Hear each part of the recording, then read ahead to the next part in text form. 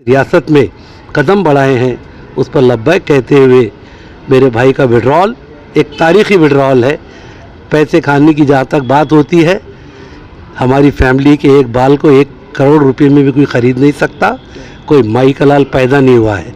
हमने पॉलिटिक्स में इज्जत से रहे हैं, इज्जत से जिएंगे, इज्जत से रहेंगे इंशाअल्लाह।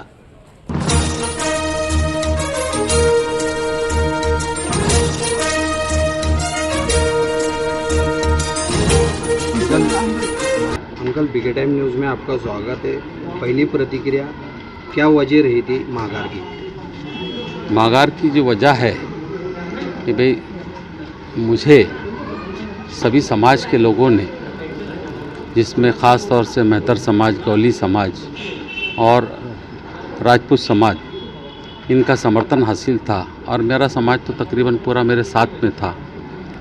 लेकिन आज ये तय पाया, हम सब पूरे जितने भी जलगांव शहर के ज़िम्मेदारान थे उनके साथ भी तय पाया कि भाई ये बड़ा इलेक्शन है, इसमें हमको जो भी सेक्युलर पार्टी है उसको सपोर्ट करना चाहिए। इसलिए मैं अपनी अपक्ष उम्मीदवारी आज वापस ले रहा हूँ। आज यहाँ पर जलगांव शहर के सभी ज़िम्मेदारों की मीटिंग ली गई और उसका मौजू था कि अब्दुल अजीज़ सालार मेरे छोटे भाई ने जो उम्मीदवारी फॉर्म भरा है अपक्ष के तौर पर, तो उसको वापस लिया जाए या इलेक्शन लड़ा जाए। आज सबके राय मशवरे के बाद बहुत से लोगों की राय बहुत अच्छी रही। उनकी ख्वाहिश थी कि भाई अब्दुल अजीज़ ने खड़ा होना चाहिए।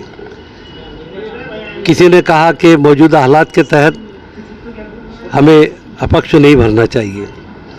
लेकिन एक बात सामने आई है कि सियासी पार्टियां जिस तरीके से मुस्लिम समाज के वोटों का इस्तेमाल करके और अपना मुंह मोड़ लेती है, वो एक वजह अब्दुल अजीज़ सालार की इस नुमाइंदगी के तौर पे मैंने देखा हूँ कि मुसलमानों को अवॉइड किया जाता है। सेकुलर पार्टियां भी वोट पूरी ताकत से लेती है लेकिन वैसा रिस्पांस नहीं देती। अभी लोकसभा के इलेक्शन में भी इंडिया आघाड़ी को पूरे मुल्क में जिस तरीके से मुस्लिम समाज ने वोट किया, दलित समाज ने वोट किया, आदिवासी समाज ने वोट किया, सेकुलर गैर मुस्लिम भाइयों ने वोट किया। ठीक है, हुकूमत नहीं बदल सकी लेकिन सरकार जो है तो 240 पर रुक गई बीजेपी की। अब वो ज्वाइंट मिली हुई अलायंस की पार्टी हुकूमत चला रही है, लेकिन उसके बाद में भी इंडिया आघाड़ी की तरफ से वो रिस्पांस मिला है लेकिन जैसा मिलना चाहिए तो वैसा रिस्पांस नहीं आया।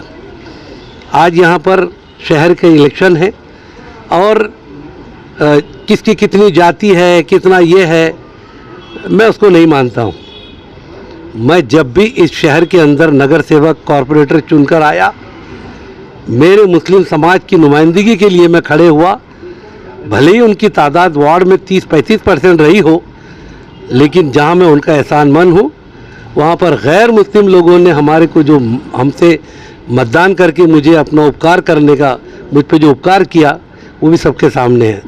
समाज के बलबूते पर ही इलेक्शन नहीं लड़ा जाता। नुमाइंदगी मिलती है समाज के नाम पर, लेकिन आप सबके कैंडिडेट होने चाहिए, ये उसके पीछे का मकसद होना चाहिए। आप लोग खड़े हो जाते हैं, आके मनाते हैं, क्या क्या बातें चलती है पर्दे के पीछे आप सब जानते हैं। लेकिन मैं बहुत मुबारकबाद देता हूँ मेरे छोटे भाई को कि जिसको हर भीम आर्मी ने कहा हमारे टिकट पे खड़ा रहो, गाड़ियाँ भर कर आए। गौली समाज, मेहतर समाज, मुस्लिम समाज कि यहाँ पर फुकदान है, मसाइल है, माइनॉरिटीज़ के साथ अत्याचार हो रहा है, मुस्लिम नौजवानों को नुमाइंदगी नहीं मिल रही है। लेकिन ऐसे माहौल में कि जहाँ पर लोगों की मांग है कि अजीज़ सालार ने खड़े होना चाहिए, लेकिन बड़ों की बात को सुनना इंशाअल्लाह ये मुस्तकबिल में बड़े होने की अलामत। मुझे पूरी उम्मीद है कि इसके बाद मुस्तकबिल में हमारी फैमिली, हमारे दोस्त अहबाब, हम लोग सियासत से दरकिनार हो गए थे, लेकिन इंशाअल्लाह हम हेल्दी सियासत के लिए, एक अच्छे माहौल को बनाने के लिए, गरीबों के लिए, मज़लूमीन की मदद के लिए, समाज की उन्नति के लिए, देश को मजबूत करने के लिए, अपने गांव के डेवलपमेंट के लिए अच्छे लोगों के साथ, सेकुलर पार्टियों के साथ मिलकर बहुत जल्द इंशाअल्लाह हम काम शुरू करेंगे और इसके नताइज भी अच्छे आएंगे।